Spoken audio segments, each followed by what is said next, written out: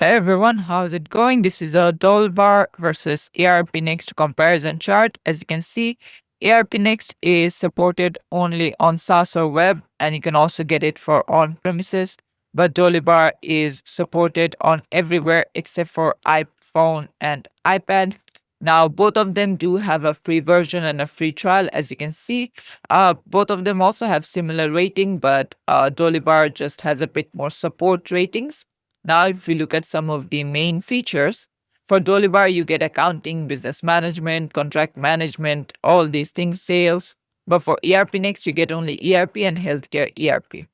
The ERP features, as you can see, are both similar, whereas, what do you call it? Dolibarr has the same one, so both of them do take the same point.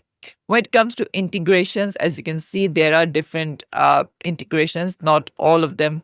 As you can see, Dolibarr provides only 21 integrations and Erpnext provides 30 integrations. But let's say they have Pulpo, Dolibarr, but Erpnext does not have Pulpo and you need Pulpo WMS. In that case, you obviously go with Dolibarr. So I would say go look into the integrations chart to see which one is more suited to you. Now, if you need all these things like business management, contract management, sales, in that case, obviously Dolibarr is the way to go. But if you only need ERP and healthcare ERP, then Erpnext is your way. And this is very much person to person based, which one is best for you.